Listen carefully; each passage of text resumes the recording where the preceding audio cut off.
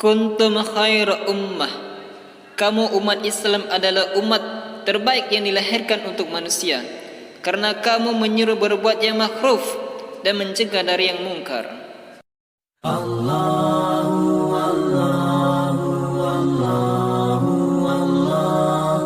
A'udzubillahi minasyaitonirrajim. Bismillahirrahmanirrahim.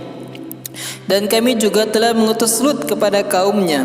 Ingatlah tak kala dia berkata kepada kaumnya, mengapa kamu mengerjakan perbuatan fahsyah itu yang belum pernah dikerjakan oleh seorang pun di dunia ini sebelummu?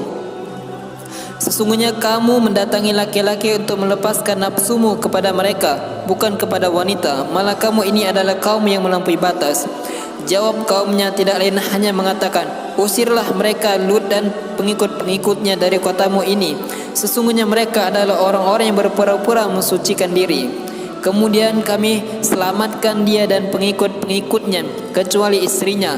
Dia termasuk orang-orang yang meninggal, tertinggal, dibinasakan. Dan kami turunkan kepada mereka hujan batu. Maka perhatikanlah bagaimana kesudahan orang-orang yang berdosa itu. Dan kami telah mengutus kepada penduduk Madian, saudara mereka Shu'aib. Ia berkata, hai kaumku, sembahlah Allah, sekali-kali tidak ada Tuhan bagimu selainnya. Sesungguhnya telah datang kepadamu bukti yang nyata dari Tuhanmu.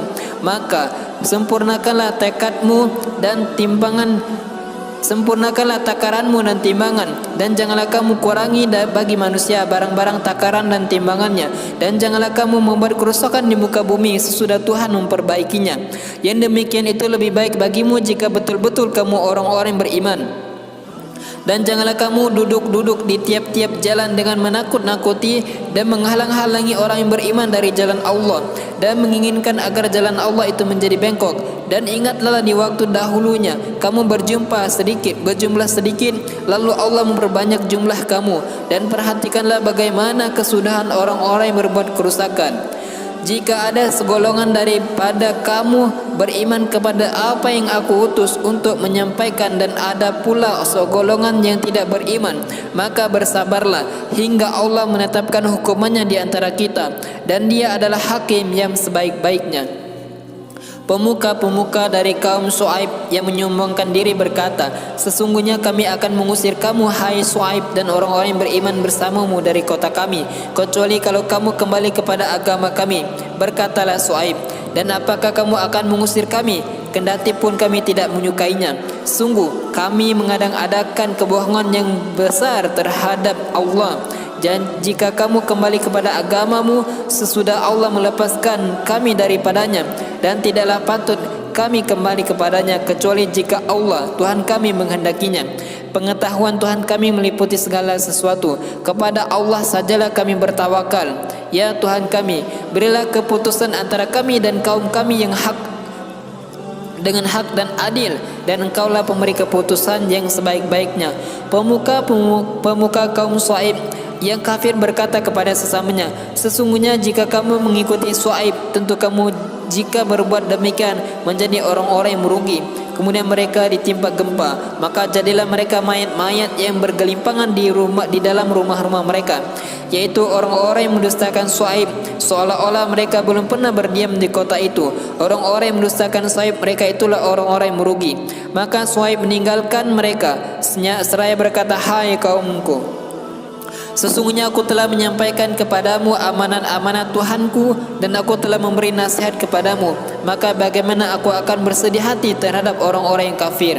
Kami tidaklah mengutus seseorang nabi pun kepada sesuatu negeri, lalu penduduknya mendustakan nabi itu, melainkan kami timpakan kepada penduduknya kesempitan dan penderitaan supaya mereka tunduk dengan merendahkan diri.